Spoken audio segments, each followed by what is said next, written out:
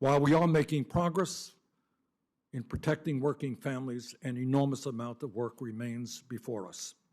In the richest country in the history of the world, the working families of this country continue to struggle economically, with millions of our people continuing to live in desperation. Sometimes inside the Beltway, we can forget that reality.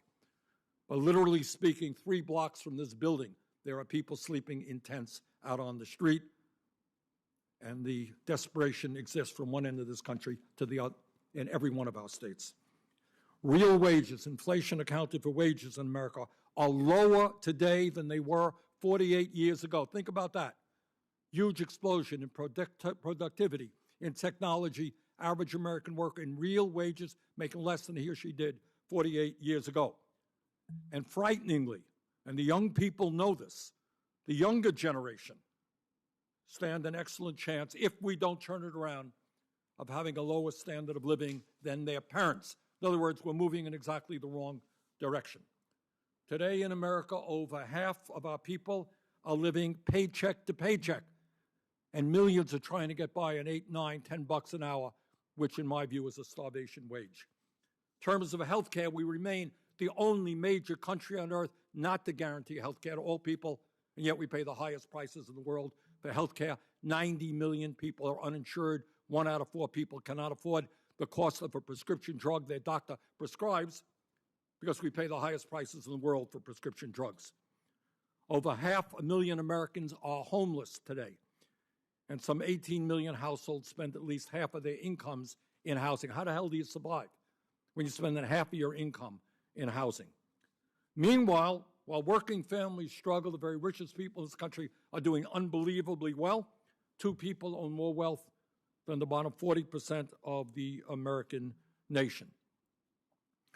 And let me be as clear as I can be. The decisions that we make as a Congress will determine the very future of this nation. I'm not just talking about the movement toward authoritarianism and the attacks on democracy, which we are seeing every day. We are determining whether or not we are going to have an economy that works for all of us or just the very wealthiest people in this country. And in my view, the budget that President Biden has submitted to Congress constitutes a significant step forward for the working families in this country. Now, he has done his job, his staff has done their job. They have given us an excellent budget. It is our job to take that budget, to refine it, and to make it a document that works for all of our people. At a time when tens of millions of Americans continue to struggle economically, the president's budget would create millions of good-paying jobs, underline good-paying jobs, in this country by rebuilding our crumbling roads, bridges, water systems, wastewater plants. We have talked about infrastructure. Debbie, how many years have we talked about it? Decades since we have been here. Infrastructure. Republicans talk about it. Democrats talk about it. Every state in this country has a crumbling infrastructure. We have done nothing or very little. Now is the time to put our people back to work rebuilding our crumbling infrastructure. We need to build millions of units of affordable housing. We need to combat climate change. The scientists are very clear. Every day that we delay is another day that we endanger the well-being of our children and our grandchildren with more droughts, more floods, more extreme weather disturbances. That's the bad news. The good news is that we can create millions of good-paying jobs going forward in addressing climate change, and that is certainly incorporated in the president's budget. The president's budget extends the child tax credit for at least 5 years. No, in America, we should not have the highest rate of childhood poverty of any major country on earth. And this budget takes us a good way forward in helping us to address that. This budget deals with the outrage that the pharmaceutical industry owns the United States Congress, the Republican Party and the Democratic Party.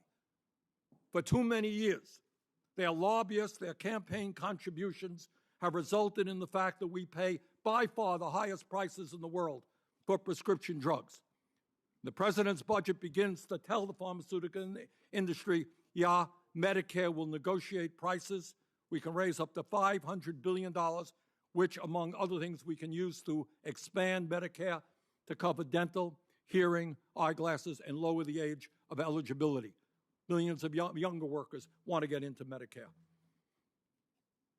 By enacting universal child care and pre-K legislation in the president's budget, we can make sure that every child in America, regardless of income or zip code, gets a good start in life. How absurd it is that we still, many of us, continue to live in the 50s where dad went to work and mom stayed home with the kids. Well, you know what, folks? Mom is working.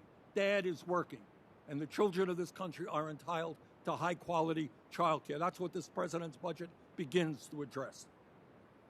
By passing paid family and medical leave, I believe we remain the only major country on earth, is that right, Ms. Young, that does not guarantee paid family and medical leave. Working mother has a baby today.